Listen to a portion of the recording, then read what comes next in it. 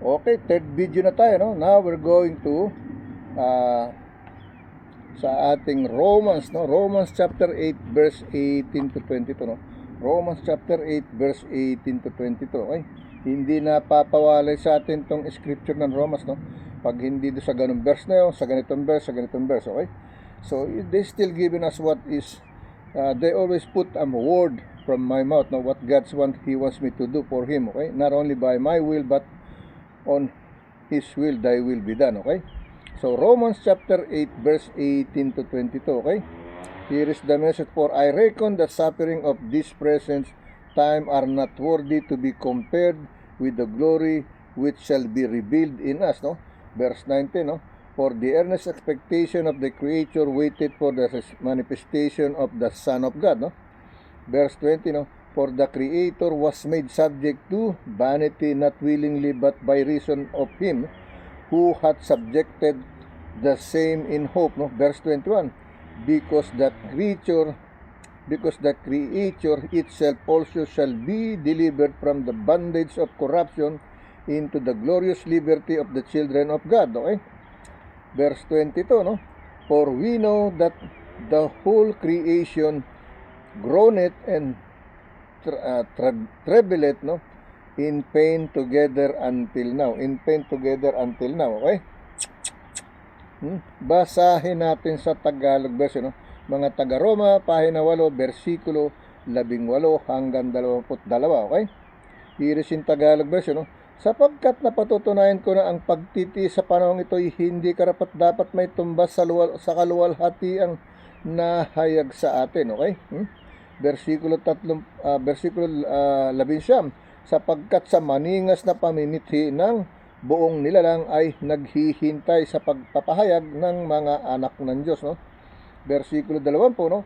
Sapagkat ang buong nilalang ay nasakop ng kabuluhan, hindi sa kaniyang kalooban, kundi doon sa sumakop sa kanya sa pag-asa, okay?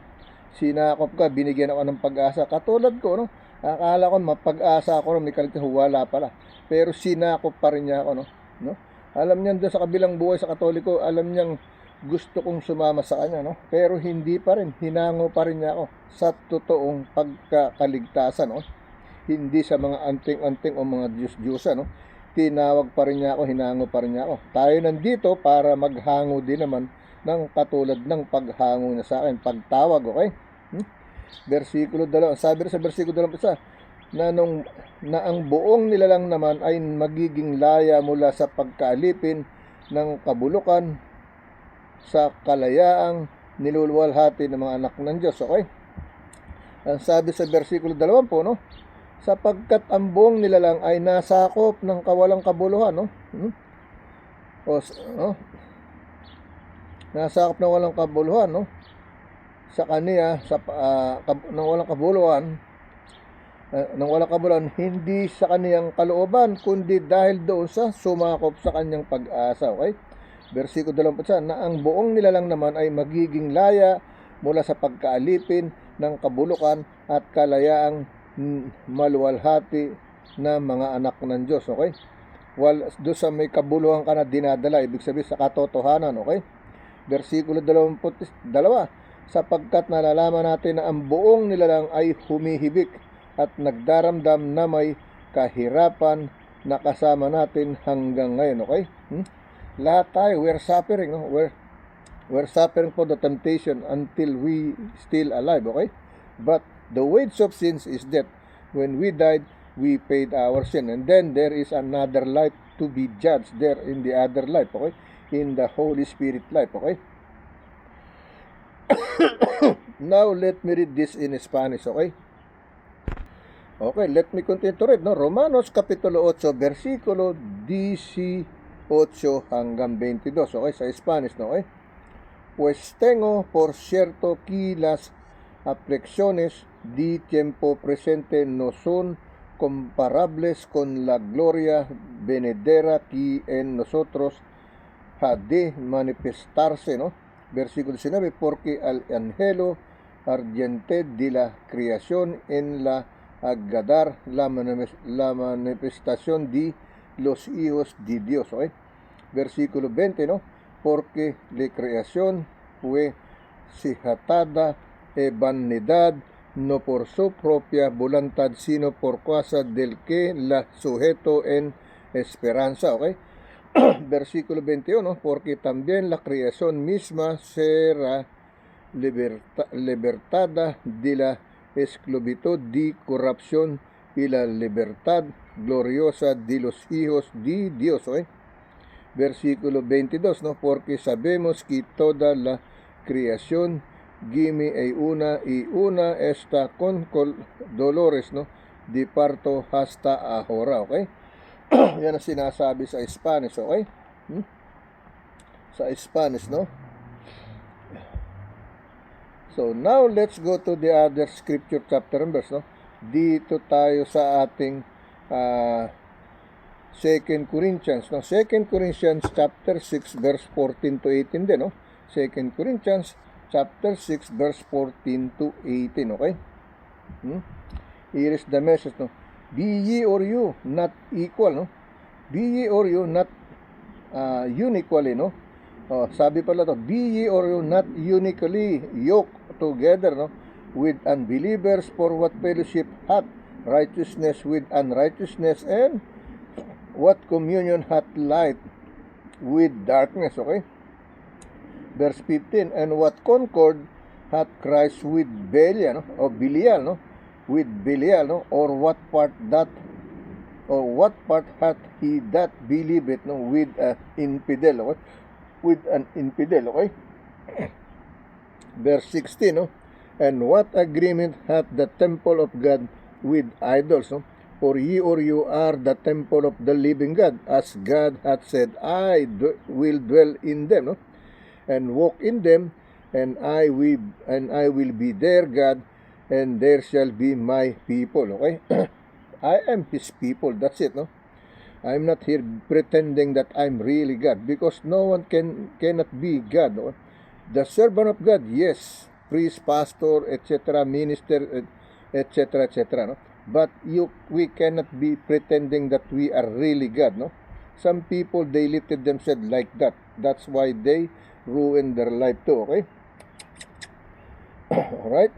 That's what happened, okay?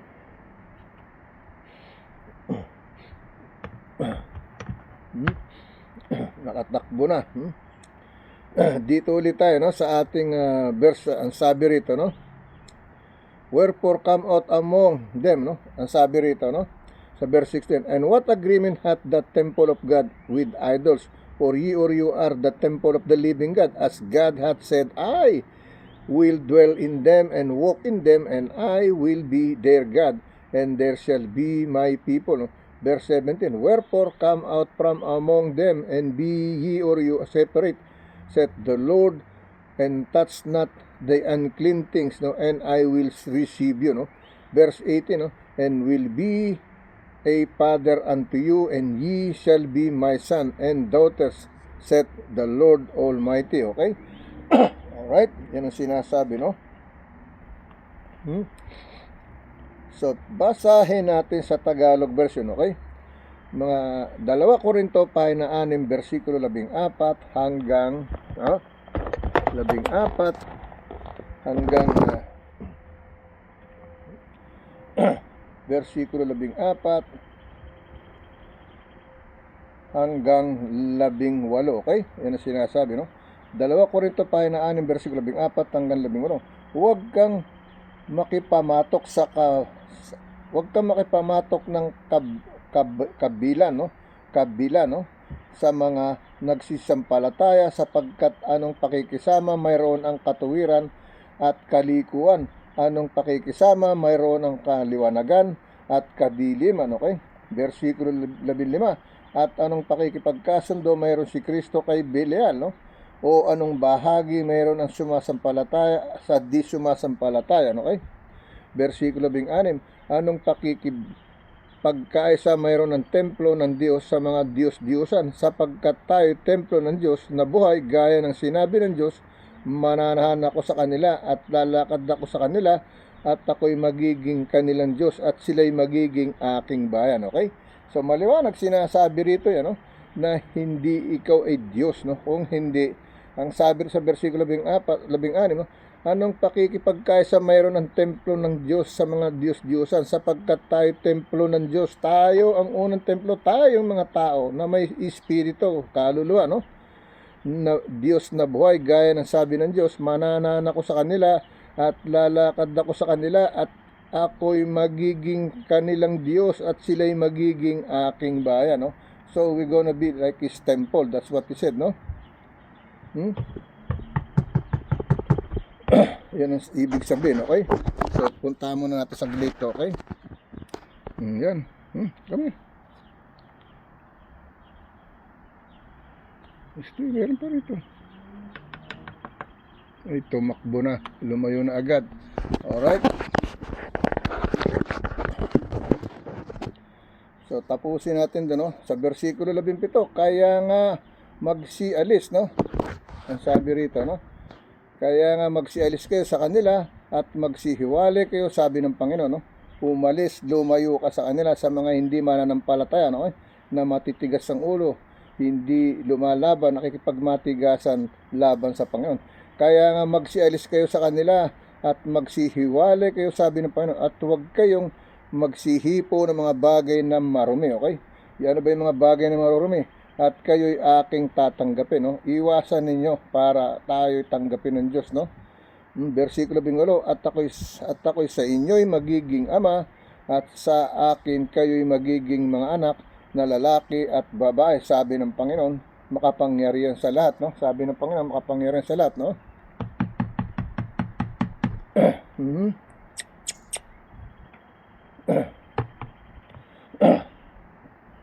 Ang sabi, no? Yan ang sinasabi, and will be a father unto you, and ye or you shall be my son, daughter, and saith the Lord Almighty, no? Yan ang sinasabi, okay? Now, let me read this in Spanish, okay?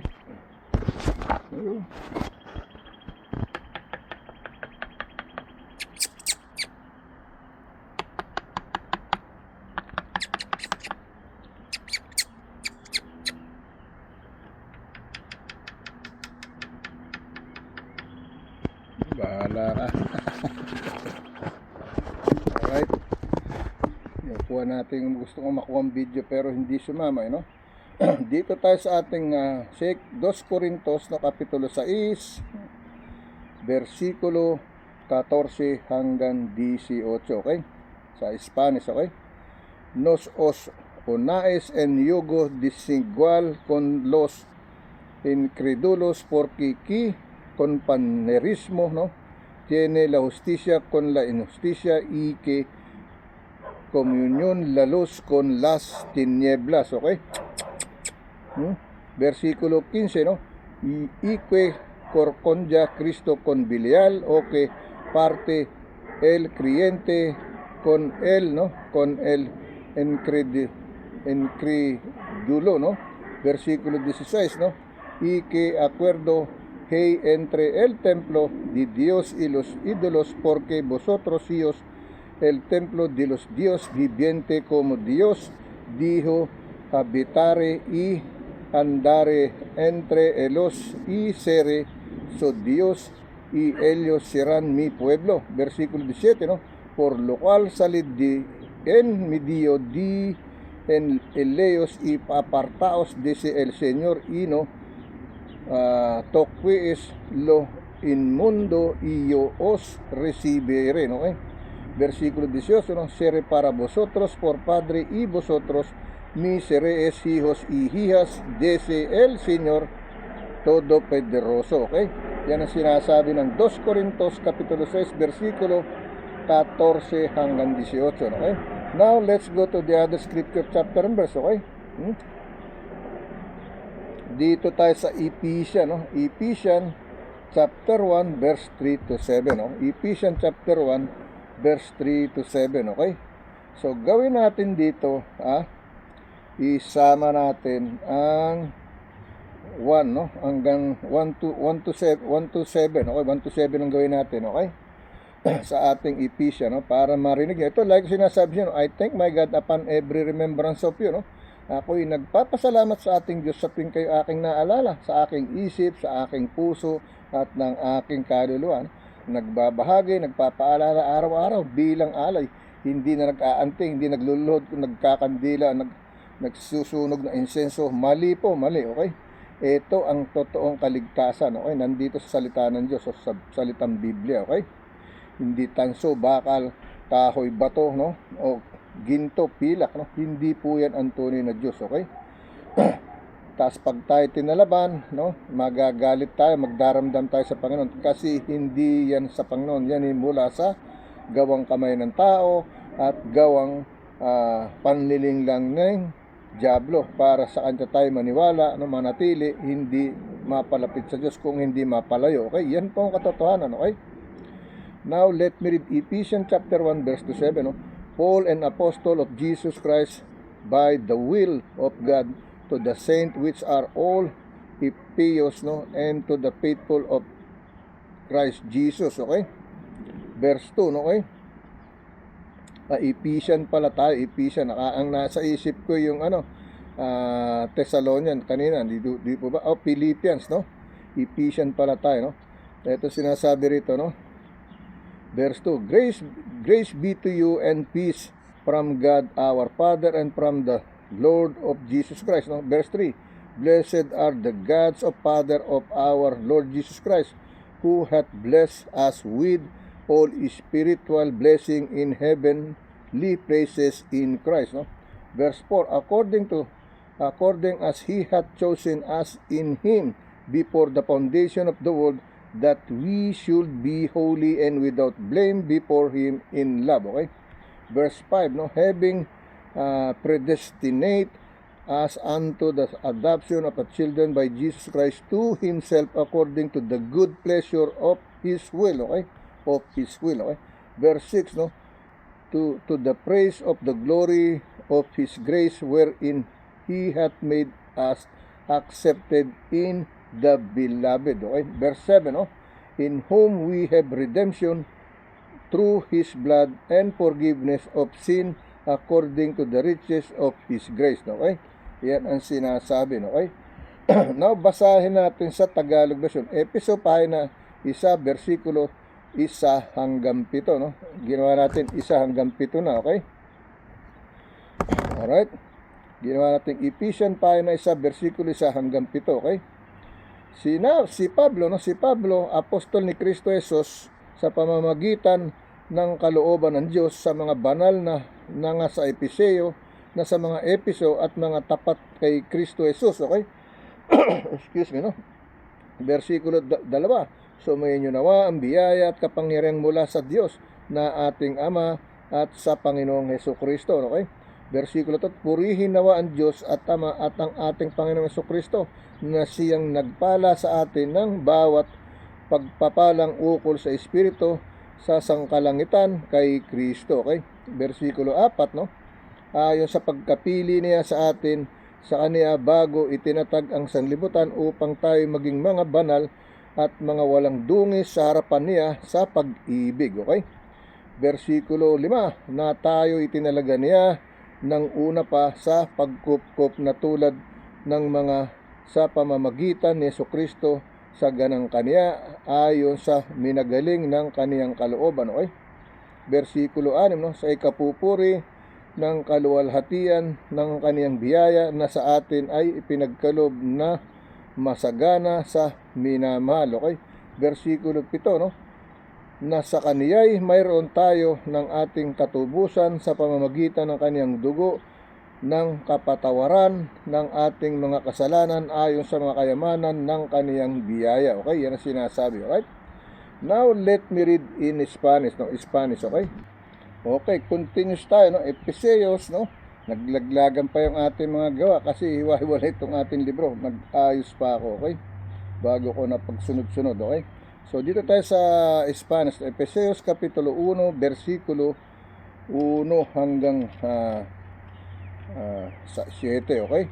Efeseos Kapitulo 1, versikulo 1 hanggang 7, no? Pablo Apostol de Jesucristo por la voluntad de Dios y los santos y fieles, ¿no? Y fieles en Cristo Jesús que están en Éfeso, ¿no? Versículo 2, ¿no? Gracia y paz a vosotros de Dios nuestro Padre y del Señor Jesucristo. Versículo 3. Bendito sea el Dios y Padre de nuestro Señor Jesucristo, que nos bendijo con toda bendición espiritual en los lugares celestiales en Cristo, ¿no? Versículo 4, ¿no? Por según nos escogió en el antes de la fundación del mundo, para que fuésemos santos y sin mancha delante de él, ¿no? Versículo 5, ¿no? En amor habiéndonos predestinado para ser adoptados hijos suyos por medio de Jesucristo, según el puro afecto de su voluntad. Versículo 6, ¿no? Para alabanza de la gloria de su gracia, con la cual nos hizo aceptos en el amado. Versículo 7, ¿no? En quien tenemos redención por su sangre, el perdón de pecados según las riquezas de su gracia. Okay? Yan ang sinasabi ng ating Ephesians chapter 1 verse 1 to 7. Okay? Now, let's go to the other scripture chapter and verse, no? Dito tayo sa ating Philippians, okay? Ito yung Philippians natin, pero ibang ano siya, okay? Hindi Philippians chapter 1 to 3, okay? Kung hindi Philippians chapter 4, alright? But I mentioned to you about the Philippians chapter 1 verse 3, okay? I thank my God upon every remembrance of you here in my mind, here in my heart, here in my inside inner person, with my Holy Ghost, with the Holy Spirit of God, no? Ano? Ako'y nagpapasalamat sa ating Diyos sa tuwing kayo aking naalala sa aking isip, sa aking isipan, sa aking puso, sa aking kaluluwa, dito sa aking panloob na katawan, no? Na templo ng Panginoong Hesukristo, o Diyos Ama at Espiritu Santo, na iisang tunay na Diyos sa aking kaluluwa at sa Espiritu Santo ng Diyos. Okay? Ganyan tayo yung unang templo, no? Whether you go to church or not go to church, we are the first temple of God, okay? But the better is be in church sometimes, okay? Most of the times, no? Because the Spirit is there gathering together, no? Alright? Now, let me read Philippians chapter 4, verse 6 to 10, okay? Here is the message, no? Be careful of nothing, but in everything, by prayer and supplication with thanksgiving, let your requests be made known unto God. No? Be made known unto God. No? Verse 7, and peace of God, which passeth all understanding, shall keep our hearts and minds through Christ Jesus. No? Verse 8, no? Finally, brethren, okay? Whatsoever things are true, whatsoever things are honest, whatsoever things are just, whatsoever things are pure, whatsoever things are lovely, whatsoever things are of good report, if there be any virtue and if there be any praise, to think of these things. Verse 9, okay? Those things which ye or you have both learned and received and heard and seen in me, do, of the God of peace shall be with you. Okay? Verse 10, okay? But I rejoice in the Lord greatly, that now at the last your care of me hath flourished, against wherein ye or you were also careful, but ye or you lack opportunity. No? Kinukulang sa panahon. Okay? Let me read in Tagalog version ng mga taga-Pilipos, pahina 4, versikulo 6 hanggang 10. Okay? Huwag kayong mga balisa sa anumang bagay, kundi sa lahat ng mga bagay sa pamamagitan ng panalangin at daing na may pagpapasalamat, at ipakilala ninyo ang inyong mga kahilingan sa Diyos. No? Ipaalam mo, no? Like Evangelist Schwab, no? They are calling me, asking me help. No? Let the Lord God, what is your need? He will help you. Don't depend on me, no? Because I cannot help you all the time. You know? That's the way I'm telling you. No? Pray, close your eyes. No? Dig to pray. Call the name of the Father, the Spirit, and the Son. He will provide you the things that you need. Okay? Alright? Ang sabi rito, mga galak kayo. Sabi rito, mga galak kayo lagi sa Panginoon. Muli, sabihin, mga galak kayo, no? Ang sabi, no? Ang sabi rito, huwag kayong mga balisa sa anumang bagay na sa mga anong mga bagay, kundi sa lahat ng mga bagay sa pamamagitan ng panalangin at daing at magpapasalamat, ipakilala ninyo ang inyong mga kahilingan sa Diyos, no? Be careful for nothing but everything by prayer and supplication with thanksgiving. Let your request be made known unto God. Okay? That is my message to Shuib. Okay? Whatever problem he has. Okay? Ang sabi rito, no? Huwag kayong mga balisa sa anumang bagay na kundi sa lahat ng mga bagay sa pamamagitan ng panalangin at daing na may pagpapasalamat at ipakilala ninyo ang inyong mga kahilingan sa Diyos. No? This is dedicated to all of you, not only my brother Shuib, okay? Versikulo 7, at ang kapayapaan ng Diyos na di masayod ng pag-iisip, mag-ingat ng inyong mga puso at ng inyong mga pag-iisip kay Kristo Jesus, no? Versikulo 8, no?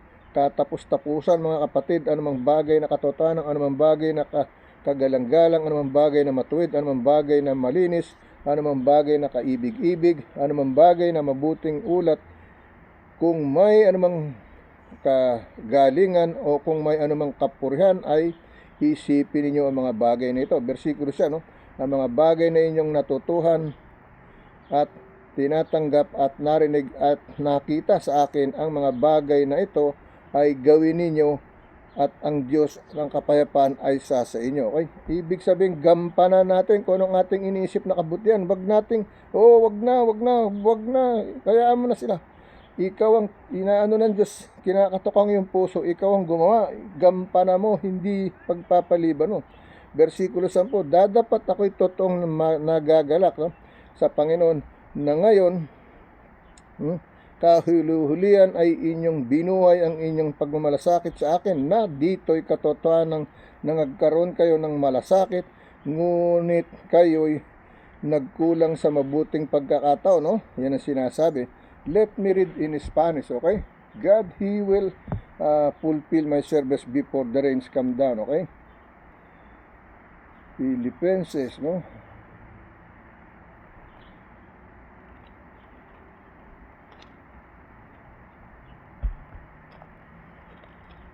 No? Filipenses 4, 6 to 10, okay? Here is in Spanish, okay? Let me continue to read in Spanish, no? Filipenses, Kapitulo 4, versikulo 6 hanggang 10, no? Por nada estés apanaos sino sien conocidas vuestras peticiones delante de Dios en toda oración y ruego con acción de gracia, no? Versículo 7, y la paz Dios que sobrepasa todo entendimiento guardará vuestros corazón y vuestros pasamientos en Cristo Jesús. Versículo 8, por lo demás, hermanos, todo lo que es verdadero, todo lo honesto, todo lo justo, todo lo puro, todo lo amable, todo lo que es de buen nombre, y si hay virtud alguna, si algo digno de alabanza, en esto pensad. Versículo 9, lo que aprendisteis y recibisteis y oísteis y vestíes en mí, esto haced, y el Dios de paz estará con vosotros. Versículo 10, ¿no? En gran manera me goce en el Señor de que ya al fin habéis revivido vuestro cuidado de mí, de lo cual también estabais solicitos, pero os faltaba la oportunidad. Okay? Let's go to the last one that we have, no? Ang galing ni Lord. Timing na timing yung ginawa niya sa akin dito, no? Kasi po uulan, okay? Dito tayo sa James chapter 4, verse 10 to 16, no? Verse 10 to 16, no? Ito po sinasabi, James chapter 4, verse 10 to 16, no? Speak not evil of another, no, brethren. He that speaketh evil of his brother and judgeth his brother speaketh evil of the law and judgeth the law. But if thou judge the law, thou art not a doer of the law, but a judge. Oh, verse 12, no? This is one, no? Ang sabi rin, verse 10, no? Humble yourself, no? Sabi pala, verse 10, no? Humble yourself in the sight of the Lord, and He shall lift you up, no? Humble yourself in the sight of the Lord, and He shall lift you up. Verse 11, no? Speak not evil one of another, brethren. He that speaketh evil of his brother and judgeth his brother speaketh evil of the law and judges the law. But if thou judgest the law, thou art not doer of the law, but judge it. Okay? Verse 12, there is one lawgiver who is able to save and to destroy. Who art thou that judges another? Okay? Verse 13, okay? Go to now, ye or you that say, today or tomorrow will go into such a city and continue there a year and buy and sell and get gain. Okay? Verse 14, no? Whereas ye or know not, no? Ye or get gain.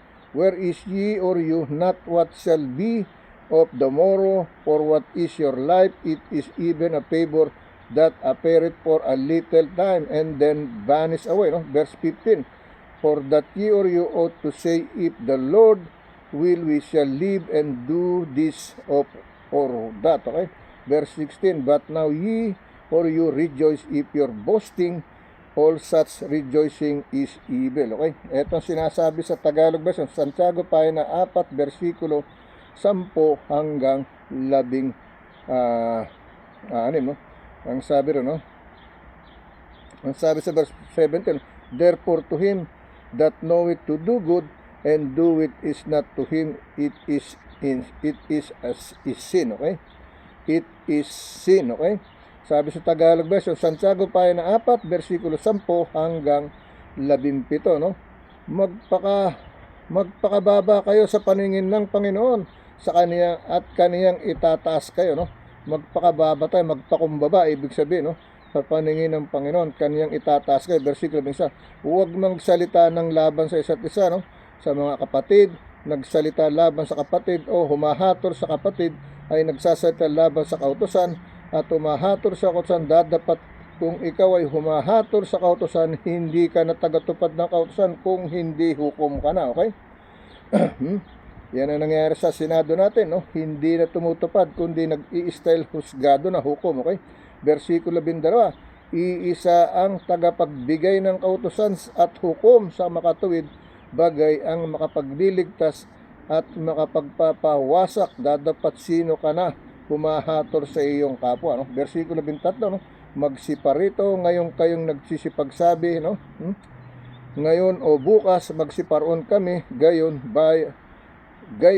bayan at titira kami doong 1 taon at mangangalakal at magtutubo. Versikulo 14, kayo ngay hindi nakaalam at mangyayari bukas at anong inyong buhay.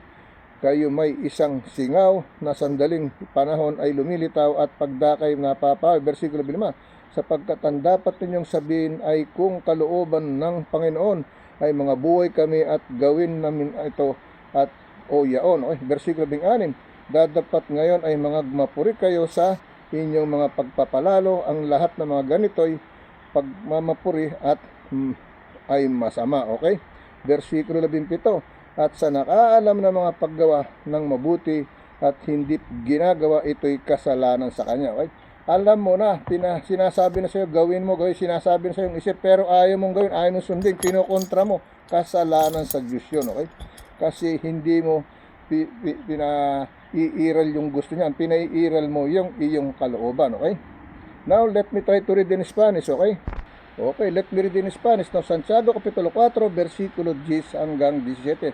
Humillaos delante del Señor y Él os exaltará. Versikulo 11. Hermanos, no murmuréis los unos de los otros, y el que murmura del hermano y juzga si hermano murmura de la ley y juzga y la ley, pero si tú juzgas la ley, no eres hacedor de la ley sino juez, ¿no? Versículo 12, uno solo el dador de la ley que puede salvar y perder, de tú quien eres para que juzgues otro, ¿no? Versículo 13, vamos ahora y los que decís hoy y mañana iremos y tal cuidad y estaremos, ¿no? a la un año y traspeceramos, no? Geremos, no? Generemos, no? Versículo 14, cuando no sabéis lo que será mañana, no? Porque vuestra vida ciertamente es neblina que aparece por un poco de tiempo, ¿no? Y luego desvanece. 15, ¿no? Es lugar del lo cual deberíais decirse el Señor quiere beberemos y hermanos esto o aquilo. Versículo 16, pero ahora os jactáis en vuestras soberbias, todo jactancia semejante es mala. Versículo 17, el que sabe hacer lo bueno y no lo hace, le es pecado. Okay? Closing prayer na tayo, no? Lord God, thank you so much for guiding me, Lord God. Lord, thank you so much for being with me yesterday, today, and tomorrow for another day, no? God bless you, everyone. See you tomorrow, okay? God bless you. Ingat po kayo, okay? No.